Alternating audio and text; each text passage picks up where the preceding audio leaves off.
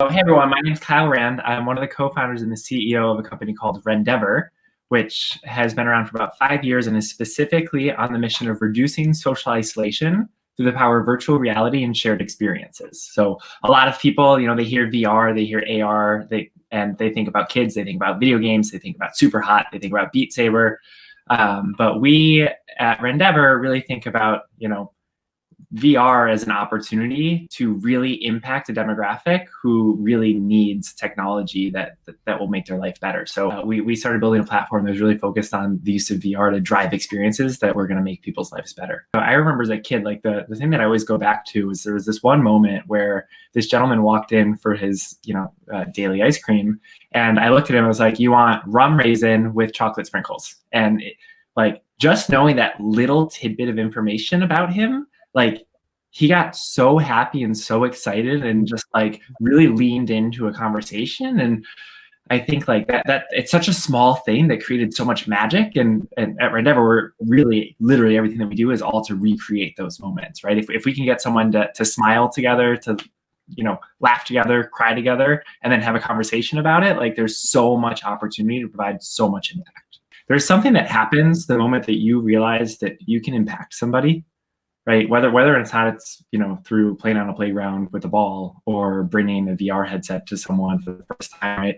The moment you realize that the way that you approach the world can have an impact on the people that you're interacting with, really something just happens, and it changes the way that you think about it. And really, for me, when we think about technology and the future of technology, there is so much opportunity for a lot of the tech that we just kind of brush off to have impact. Not a lot of people, I think, realize how impactful Alexa has been for this demographic, right? There's all sorts of technologies that we just take for granted because it's great to be able to set a timer without actually opening up your phone or something like that. But the moment that you realize that something like that can actually really, really change the way that someone lives and in a positive way, it's almost impossible to not want to repeat that and do it again and again and again.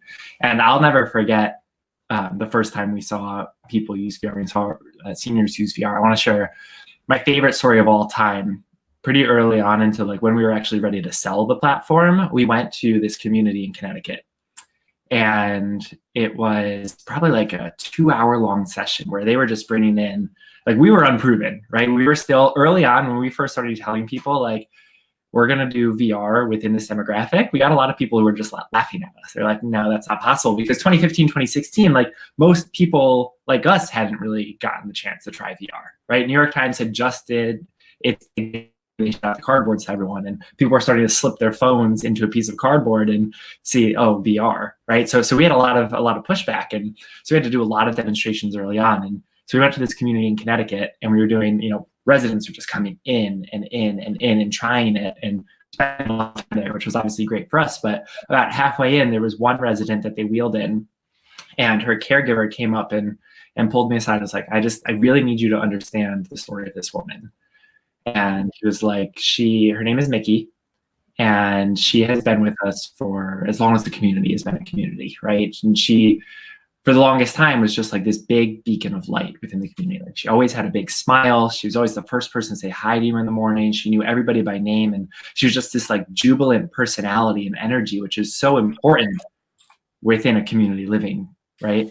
And unfortunately, what had happened was just a few months prior, she was diagnosed with early stage dementia and moved into her locked memory care floor. So that she moved upstairs, and what happened during that transition was she essentially shut down.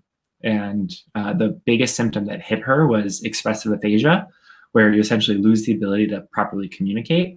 And if you think about that, right, she was someone who loved to be a personality, right? She loved to talk to everyone. And so that symptom hit her really hard. And this caregiver, he was telling me this story, and he was tearing up. And he was like, honestly, all I want is to see her smile again and to hear her laugh again. And so we were like, okay, let's do it. And so the first thing that we did was we put her in a headset, and we brought her into a room full of golden retriever puppies and her fingers. And it was it was magical. It was the light switch just turned on. Immediately we saw this huge smile come across her face, and she just she lit up, and she started calling out to the puppies and telling them how like calling them like super cute, and like how she, at one point she said like, I can almost feel them. And like, she was just having like this exciting, happy, joyful experience. And everybody in the room was in tears because the transition was that significant. And she stayed in VR for a while, and then at the end of the session, she took the headset off, and she actually followed me and my co-founder out of the building, holding on to his arm and talking to us about how we really need to be using VR within education. And she was just like, could you imagine being a kid and getting to learn about ancient Egypt and actually going and seeing the pyramids of Giza and standing in front of them? And if you think about what that means, right, she went from months of not being able to talk to within an hour-long VR session, all of a sudden she was pitching us business ideas about what we should be doing with our technology. And that, like, that's the power of what like impactful tech can do and what Rendever can do. And we actually checked in with the community about 6 months later, and she was still, you know, diagnosed with dementia. She was still on the memory care floor, but she was still talking, right? And so by being able to connect with her and give her that joyful experience, we actually like helped her get her voice back, which is, I mean, it's just profound. And but like I said, the moment that you see a technology and you can see an opportunity to do something like that, you just want to do it again and again and again. So that was 4 years ago, and we haven't slowed down since. And today we're in over 250 senior living communities and hospitals across North America. We're going live in Australia like this quarter. Like we're moving fast, and people are really starting to see and pick up like what VR can do within this demographic.